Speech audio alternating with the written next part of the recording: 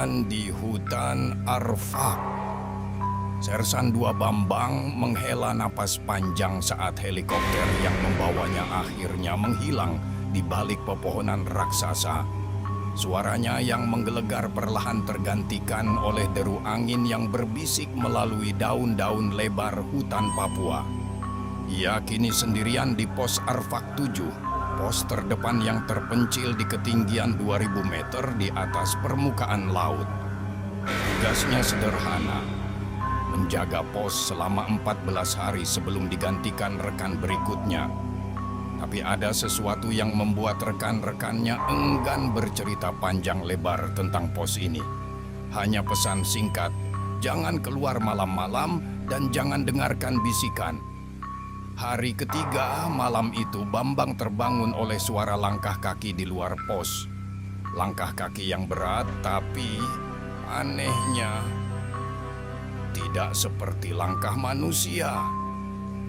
Lebih seperti sesuatu yang menyeret kakinya yang besar. Ia mengintip melalui celah kayu. Kabut tebal menyelimuti area sekitar pos. Di kejauhan, di antara pepohonan, ia melihat sesosok bayangan tinggi besar bergerak perlahan. Sosok itu seolah menyatu dengan kegelapan, hanya terlihat dari siluetnya yang tidak wajar. Terlalu tinggi, terlalu besar. Bambang mencoba menghubungi markas melalui radio. Pos Arfak 7 ke markas. Ada aktivitas mencurigakan di sekitar pos. Mohon konfirmasi. Over. Hanya ada desis statis. Lalu di sela-sela desis itu terdengar suara. Bukan suara manusia, tapi sesuatu yang terdengar seperti tawa atau tangisan. Sulit dibedakan. Kau tidak sendirian. Radio mati total. Hari ke-7 Bambang sudah hampir gila. Setiap malam suara itu datang lagi. Kadang terdengar seperti tangisan anak kecil, kadang seperti nyanyian wanita, kadang seperti geraman binatang buas.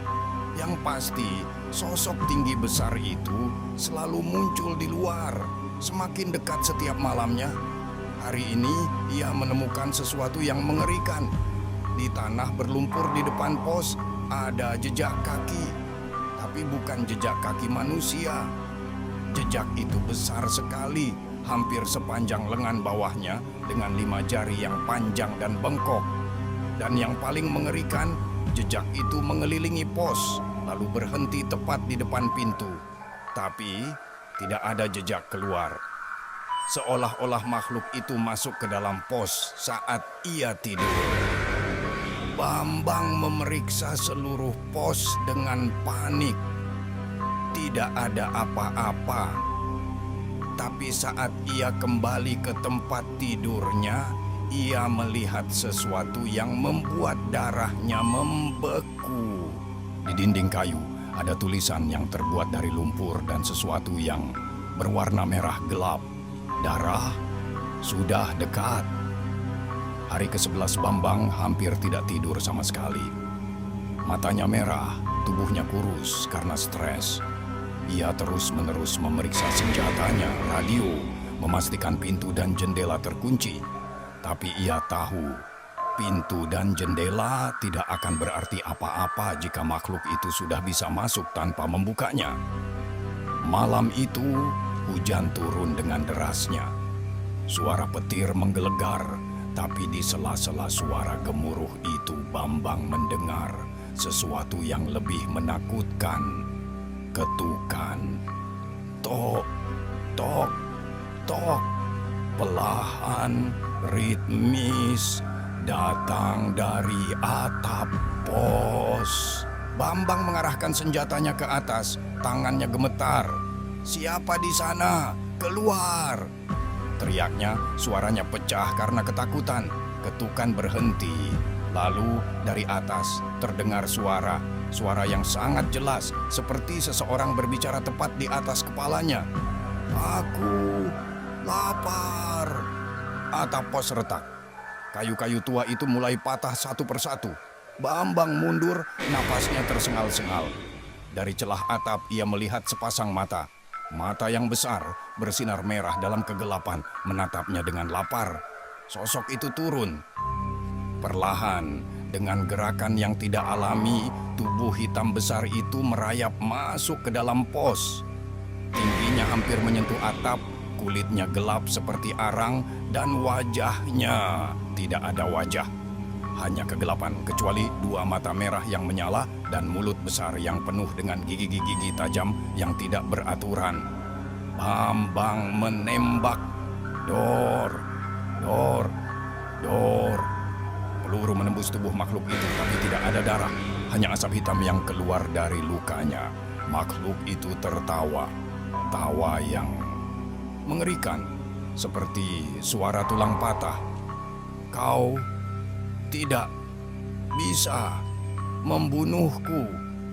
Hari ke-14 pagi itu, helikopter datang untuk menjemput Bambang. Tapi yang mereka temukan bukan Bambang yang mereka tinggalkan 2 minggu lalu. Mereka menemukan seorang prajurit yang duduk diam di depan pos. Tatapannya kosong, tubuhnya kurus kering, dan seluruh rambutnya memutih. Di sekelilingnya ada tulisan di tanah, ditulis berulang-ulang ratusan kali dengan sesuatu yang berwarna merah. Sudah dekat, sudah dekat, sudah dekat. Bambang, panggil Letnan Surya, komandannya. Kamu baik-baik saja? Bambang menoleh perlahan. Matanya tidak normal, pupilnya melebar, dan di kedalaman matanya Surya bisa melihat sesuatu yang mengerikan, sesuatu yang bukan manusia. Terlambat, bisik Bambang dengan suara yang bukan suaranya. Dia sudah di dalam.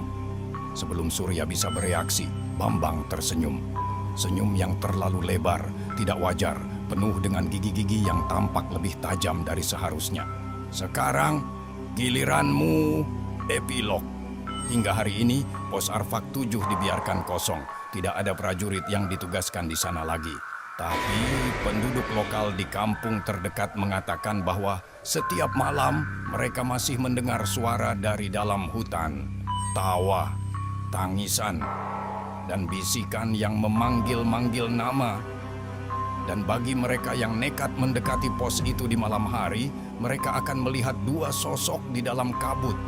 Satu sosok tinggi besar berwarna hitam dengan mata merah menyala, dan satu lagi sosok prajurit dengan seragam compang-camping, berdiri kaku, matanya kosong, tersenyum terlalu lebar, menunggu mangsa berikutnya. Tamat. Terima kasih dan sampai jumpa kembali di cerita-cerita selanjutnya.